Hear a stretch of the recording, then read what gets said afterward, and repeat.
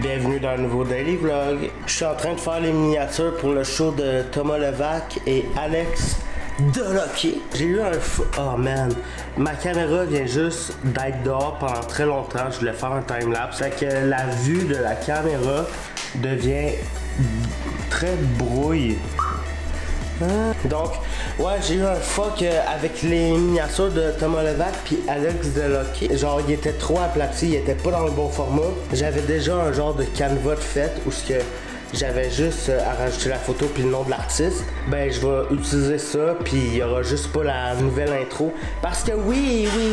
La caméra est tellement fraîche. Tout ça, c'est la nouvelle direction artistique que le show il prend. Avant mon logo c'était ça. Puis là Yann m'a dit que c'était dégueulasse. Ça l'a touché mon ego. Fait que je l'ai tout changé.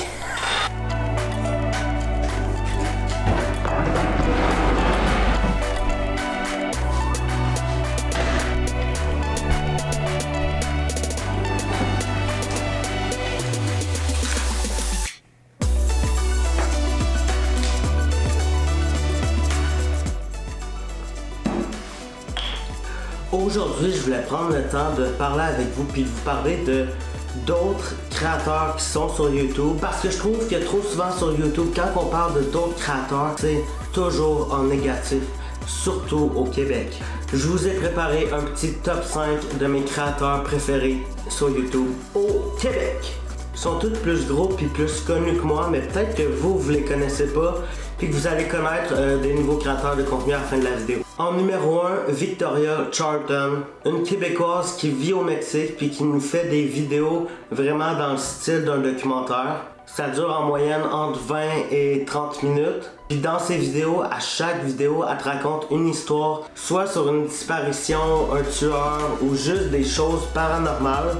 Quand tu regardes ce genre de vidéo-là, tu peux facilement arriver sur de la lourdeur, puis quelque chose qui est pas agréable à écouter parce que c'est juste trop lourd. Mais avec ces vidéos, je ressens aucune lourdeur. Victoria est ultra sympathique. Elle n'hésite pas à nous donner son opinion, puis quand elle le fait, ça n'impacte pas du tout la qualité de l'histoire qu'elle est en train de nous raconter. En numéro 2, Alex Delocky, un filmmaker puis un monteur qui a du talent.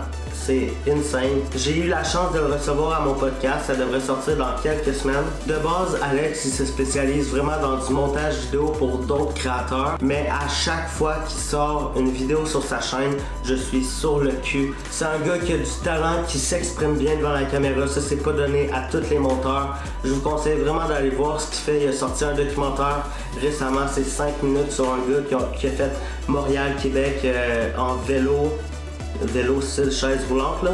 En troisième position, Lucie Réaume, qui est sûrement la meilleure vlogueuse au Québec. Puis elle a toujours des projets de malade comme The Bus Project, où elle convertit un autobus pour le rendre en camper, puis pour pouvoir voyager là-dedans.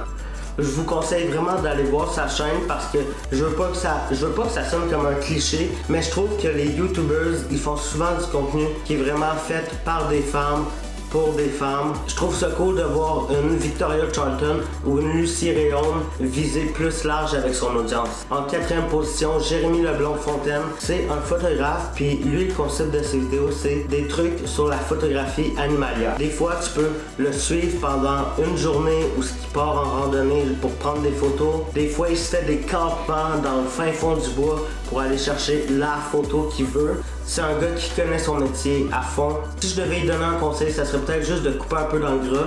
Puis là, je parle pas qu'il est gros, je parle vraiment juste de son montage.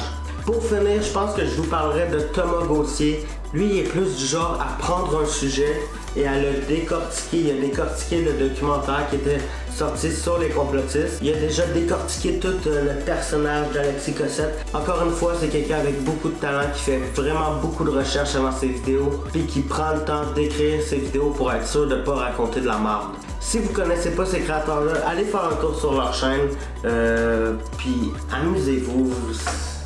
ayez du fun. Partez-vous une fucking chaîne YouTube, vous aussi. On se voit lundi pour un nouveau vlog.